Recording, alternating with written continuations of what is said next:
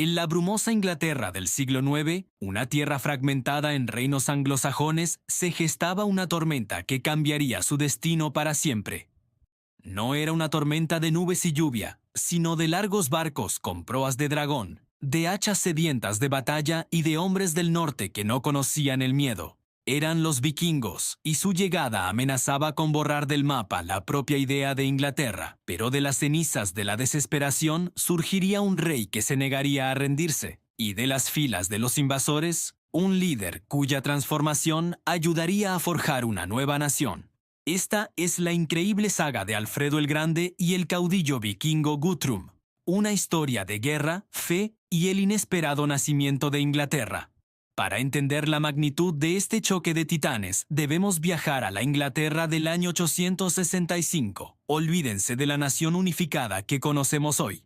En su lugar, imaginen un mosaico de reinos: Wessex, Mercia, Northumbria y East Anglia, cada uno con su propio rey, sus propias leyes y una constante rivalidad entre ellos. Eran reinos cristianos, herederos de la cultura romana y anglosajona, con monasterios que eran faros de conocimiento en una Europa a menudo oscura. Pero esta relativa paz estaba a punto de hacerse añicos. Desde Escandinavia, una nueva y aterradora fuerza había surgido. Durante décadas, los vikingos habían lanzado incursiones rápidas y brutales en las costas de Inglaterra, saqueando monasterios ricos en oro y plata, y desapareciendo tan rápido como llegaban. Pero en 865 algo cambió. Ya no eran pequeñas bandas de piratas. Osnondo, un ejército masivo, conocido en las crónicas como el Gran Ejército Pagano, desembarcó en las costas de East Anglia. Su objetivo no era solo el botín, era la conquista. Querían tierras, asentamientos, un nuevo hogar. Estaban aquí para quedarse. Al frente de este formidable ejército había líderes legendarios como Ivar el Deshuesado y Halfdan Ragnarsson, hijos del mítico Ragnar Lodbrok. Su avance fue implacable. En 866 tomaron la gran ciudad de York y sometieron el reino de Northumbria. En 830 invadieron East Anglia, martirizando a su rey Edmundo por negarse a renunciar a su fe cristiana. Luego, sus ojos se posaron en Mercia, el corazón de Inglaterra, que cayó bajo su control en 874. En menos de una década, casi toda Inglaterra estaba en manos vikingas. Solo un reino resistía: el último bastión anglosajón, Wessex en el sur. Y era en Wessex donde reinaba un joven llamado Alfredo. No estaba destinado a ser rey. Era el menor de 5 hermanos, un hombre más inclinado a los libros y a la piedad que a la espada.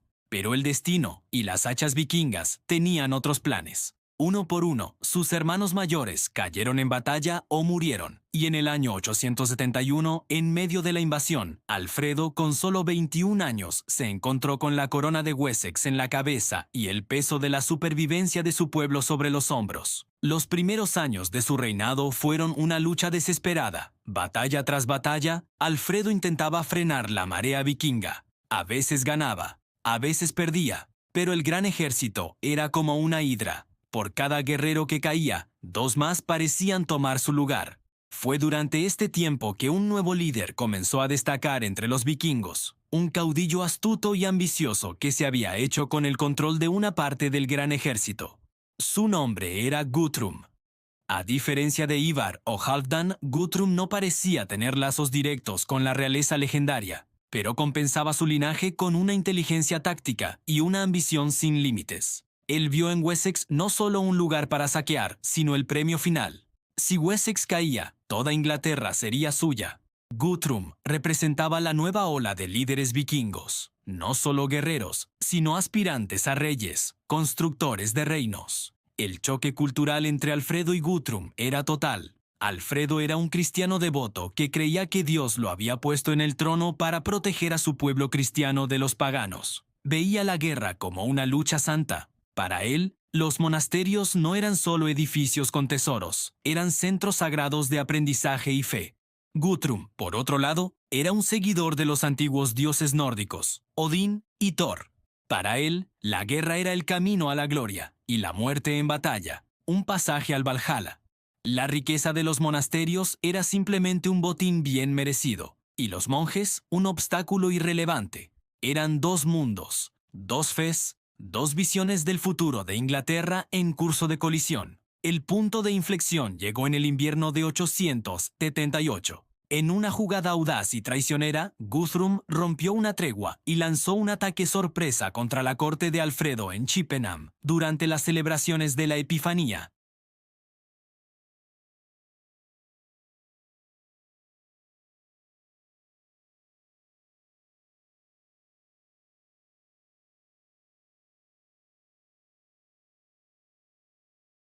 Aunque probablemente sea una leyenda, ilustra perfectamente su situación. El gran rey reducido a un vagabundo, humillado pero no vencido. Desde las marismas, Alfredo comenzó una guerra de guerrillas. Reunió a los pocos leales que pudo encontrar y lanzó pequeños ataques contra las patrullas vikingas. Envió mensajeros a través de Wessex, convocando a todos los hombres capaces de luchar a reunirse en un lugar secreto conocido como la Piedra de Egberto. Era una apuesta desesperada. Si su gente no respondía, si habían perdido la esperanza, todo estaría perdido. Pero la gente respondió. Desde todos los rincones de Wessex, los granjeros, los nobles y los soldados que habían sobrevivido se unieron a su rey. Habían sufrido bajo la ocupación de Guthrum, sus granjas saqueadas, sus iglesias profanadas. Vieron en Alfredo no solo a su monarca, sino la última esperanza para su libertad y su fe. Cuando Guthrum se enteró de este nuevo ejército, movilizó a sus fuerzas para aplastar la rebelión de una vez por todas. Los dos ejércitos se encontrarían en un lugar llamado Edington. La batalla de Edington, en mayo de 878, fue el momento decisivo en la historia de Inglaterra. No tenemos detalles exactos de la batalla, pero las crónicas describen una lucha feroz que duró todo el día. Los hombres de Alfredo, inspirados por el regreso de su rey y luchando por sus hogares y su propia existencia, formaron un muro de escudos impenetrable. A pesar de los feroces asaltos de los veteranos de Guthrum, la línea anglosajona no se rompió. Al final del día fueron los vikingos quienes flaquearon, la moral se derrumbó y la retirada se convirtió en una huida desordenada. Alfredo persiguió a Guthrum y a los restos de su ejército hasta su fortaleza en Chippenham, y los sitió. Después de 2 semanas, hambrientos y sin esperanza de recibir refuerzos, los vikingos se rindieron. Guthrum estaba a merced de Alfredo, y aquí es donde Alfredo demostró por qué se le llamaría el Grande. Cualquier otro rey de la época habría ejecutado a Guthrum y a sus principales comandantes. Era lo esperado, pero Alfredo pensó a largo plazo. Sabía que matar a Guthrum no terminaría con la amenaza vikinga, simplemente crearía un mártir y otro líder ocuparía su lugar. Necesitaba una solución permanente, no una simple venganza. Alfredo le ofreció a Guthrum un trato sin precedentes. En lugar de la muerte, le ofreció la paz. Pero había condiciones. La primera, y más sorprendente, era que Guthrum y 30 de sus principales jefes debían aceptar el bautismo y convertirse al cristianismo. La segunda era que Guthrum debía retirarse de Wessex y reconocer la soberanía de Alfredo. A cambio, Alfredo reconocería el gobierno de Guthrum sobre East Anglia, el territorio que ya controlaba. Para Guthrum, esta era una oferta increíble. No solo salvaría su vida y la de sus hombres, sino que se le ofrecía legitimidad. Dejaría de ser un simple caudillo pirata para convertirse en un rey reconocido. Aceptar el cristianismo podría parecer una gran concesión, pero para un líder pragmático como Guthrum, probablemente fue un precio político que valía la pena pagar. Quizás también vio la fuerza del dios cristiano en la increíble victoria de Alfredo. Semanas después, en un evento cargado de simbolismo, Guthrum viajó a la corte de Alfredo. Allí, el rey anglosajón actuó como su padrino en el bautismo. El feroz guerrero vikingo, el azote de Dios, fue bautizado con un nuevo nombre cristiano, Athelstan.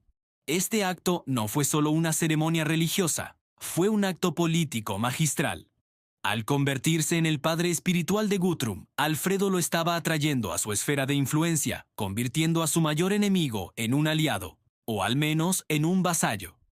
Este acuerdo, formalizado más tarde en el Tratado de Alfredo y Guthrum, dividió efectivamente Inglaterra en dos. Wessex y la parte occidental de Mercia permanecerían bajo el control anglosajón de Alfredo. El resto del país, el norte y el este, se convirtió en lo que se conocería como el Danelau, la tierra de la ley danesa.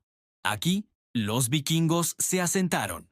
Sus leyes y costumbres prevalecieron, pero bajo el gobierno de un rey cristiano, Guthrum Athelstan, que había jurado lealtad a Alfredo. La transformación de Guthrum fue notable, cumplió su palabra. Se retiró a East Anglia y gobernó como un rey cristiano durante más de una década, hasta su muerte. Incluso acuñó sus propias monedas, imitando el estilo de las de Alfredo, pero con su nuevo nombre, Athelstan. Nunca más amenazó a Wessex. Su conversión y su gobierno estable en el Danelaw proporcionaron una estabilidad crucial en un momento en que Inglaterra podría haberse fragmentado por completo. Mientras tanto, Alfredo aprovechó la paz que había ganado con tanto esfuerzo para transformar su propio reino. Sabía que la amenaza vikinga no había desaparecido por completo y que Guthrum era solo un líder entre muchos. Así que se embarcó en un ambicioso programa de reformas. Creó una red de burhs, ciudades fortificadas por todo Wessex conectadas por caminos para que las tropas pudieran moverse rápidamente para repeler cualquier incursión.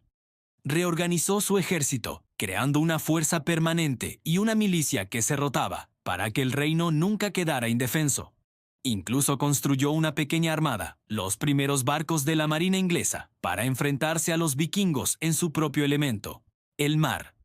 Pero las reformas de Alfredo no fueron solo militares. Como hombre educado, creía que la verdadera fuerza de un pueblo residía en el conocimiento y la fe. Las décadas de guerra habían destruido los monasterios y la educación casi había desaparecido. Alfredo lamentaba que pocos sacerdotes al sur del Támesis pudieran siquiera entender el latín de sus propios servicios religiosos.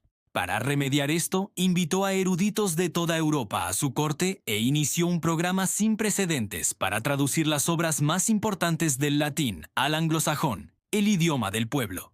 Quería que tanto clérigos como laicos tuvieran acceso a la sabiduría. Él mismo participó en las traducciones. Fue una verdadera revolución cultural. Alfredo no solo salvó a Wessex, sino que sentó las bases para la unificación de Inglaterra. Su visión no se limitaba a su propio reino, se veía a sí mismo como el protector de todos los anglosajones cristianos, tanto dentro como fuera del Danelaw. Su éxito y sus reformas inspiraron a sus sucesores. Su hijo, Eduardo el Viejo, y su hija, Ethelfleda, la dama de los mercianos, continuaron su trabajo, reconquistando lentamente el Danelaw. Y fue su nieto, Athelstan, quien finalmente unificó los reinos y se convirtió en el primer rey de toda Inglaterra. Sin la victoria de Alfredo en Edington y su audaz pacto con Guthrum, nada de esto habría sido posible. La saga de Alfredo y Guthrum es mucho más que una simple historia de guerra. Es la historia de cómo dos líderes formidables, provenientes de mundos opuestos, forjaron el destino de una nación. Guthrum, el invasor pragmático que se transformó en un rey constructor, y Alfredo, el rey erudito que se convirtió en un salvador guerrero. Su conflicto y su eventual compromiso no solo detuvieron la conquista vikinga, sino que crearon una nueva realidad política y cultural.